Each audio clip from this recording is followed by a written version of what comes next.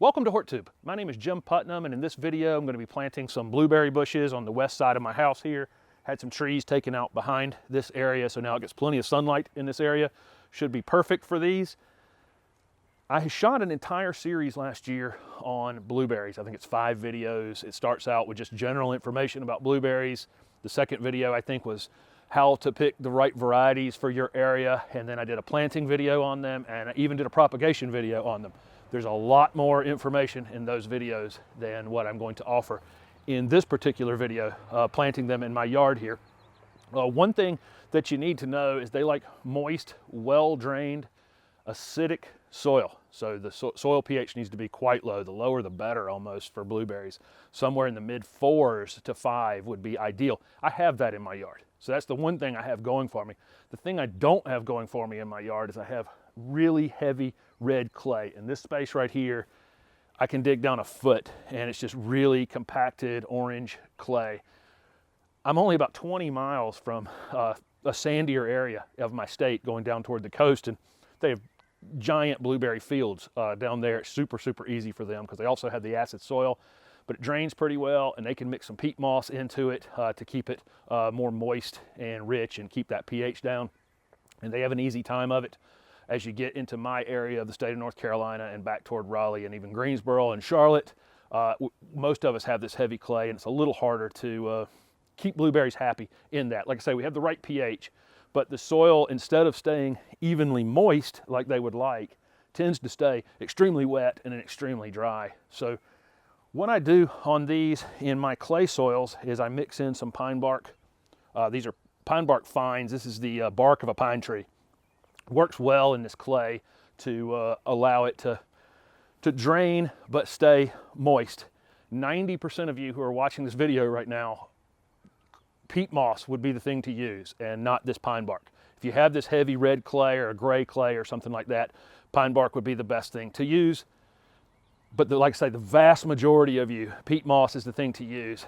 If you have an agriculture school that's close to you, like North Carolina State University is in Raleigh, it's only about 20 minutes from me. They have an entire fact sheet on blueberries. It's worth a read because they will offer the best varieties to grow in your area and the best planting technique to use in your area. Like I say, in this heavy clay, I'm going to use the bark. And what I did was I raked all my old mulch to the middle here because I didn't want to mix any of that into the soil at all. I put about a 2.5 inch layer of pine bark down, and then I went through with the tiller and incorporated that into that top couple inches of clay.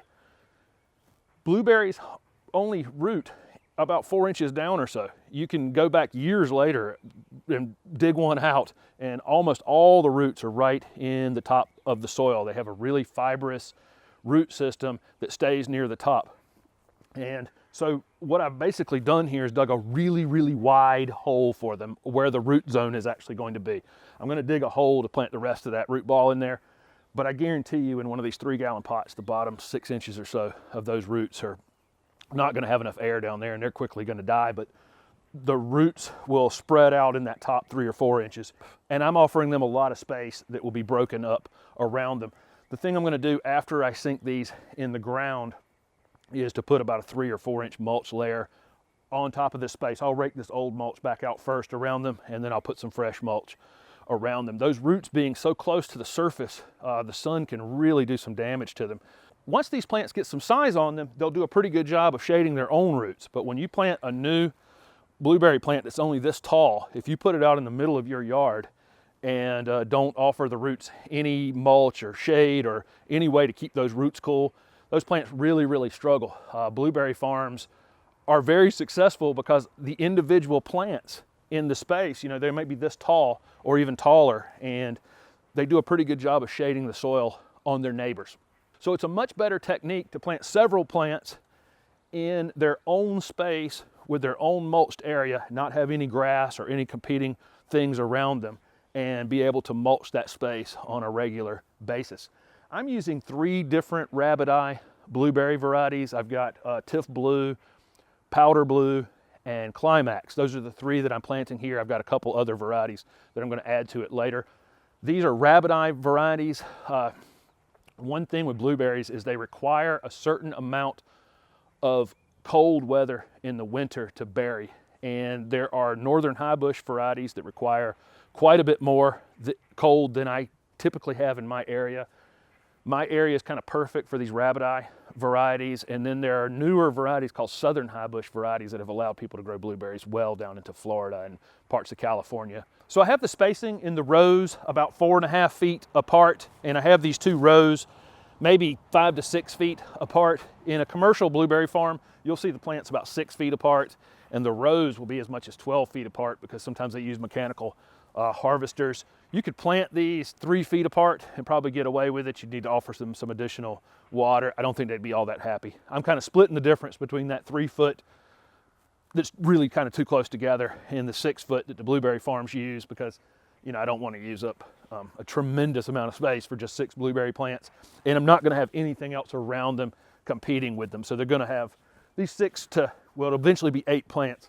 We'll have plenty of space around them to get sunlight, and I'll be able to navigate them to pick the blueberries when it's time, whatever the birds don't get. I don't know how well you'll be able to make this out.